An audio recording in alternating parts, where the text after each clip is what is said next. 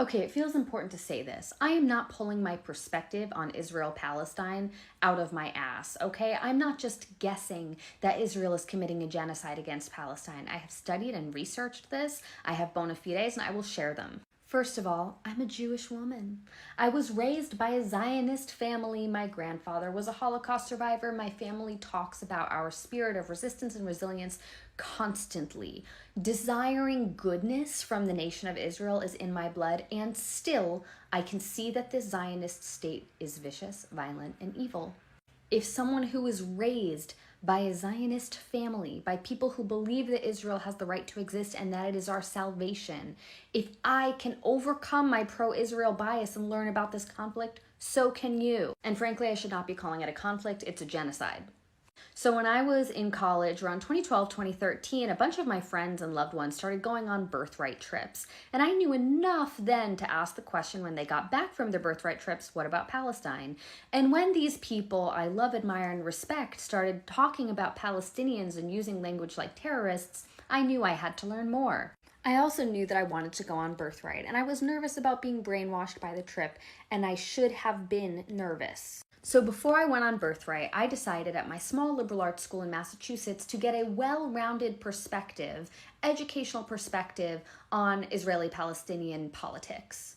I took 4 courses: Suffering and Evil in the Jewish Tradition, The Jewish Experience, Middle East Politics, and Arab-Israeli Conflict. I also took international and comparative politics courses that often brought up Israel and Palestine in comparisons to, for example, apartheid South Africa. And by the time I finished my ample coursework on the subject before I went on birthright, I was already pro-Palestine. Because once you are in the literature, once you are in the research, not the media stories about this, not the pro-Zionist rigmarole on CNN and MSNBC, once you are in the literature and the data, this isn't a debate. This isn't a question. People talk about Israel-Palestine like it is incredibly complicated, and I reject that premise. It is not.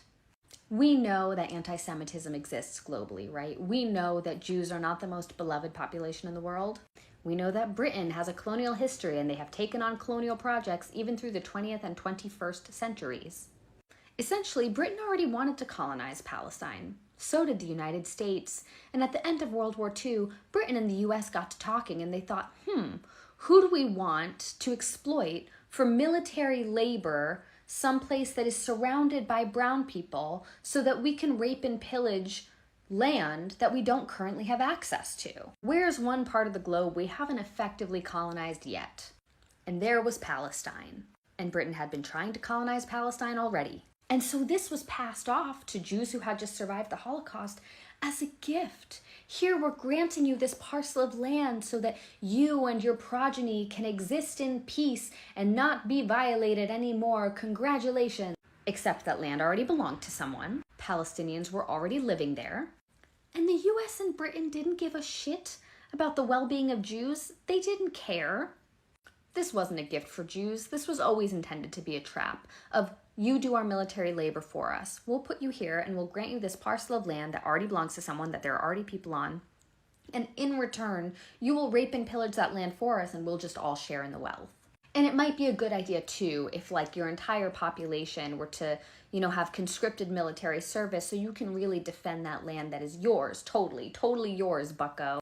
And if you see who has emerged as the political leadership of Israel over the last few generations, this won't surprise you. This insidiousness will not surprise you. This is how you get Benjamin Netanyahu, someone who absolutely agrees to the premise of Israel as a Zionist ethno-nationalist state, who says, we are here for one thing and one thing only, is to garner as much wealth from this earth that we have, as much tourist property from this plot of land, convert it to dollars, and build up a military so mighty, a military apparatus so great that we wind up producing the world's weaponry.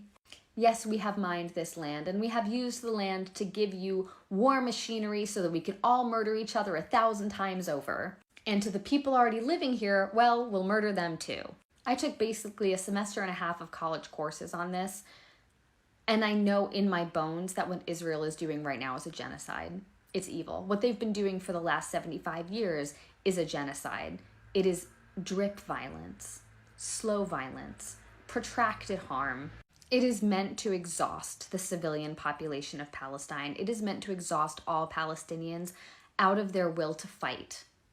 And all the benefit, the wealth garnered from that land, goes to the primary stakeholders, not the Palestinian people to whom the land originally belonged.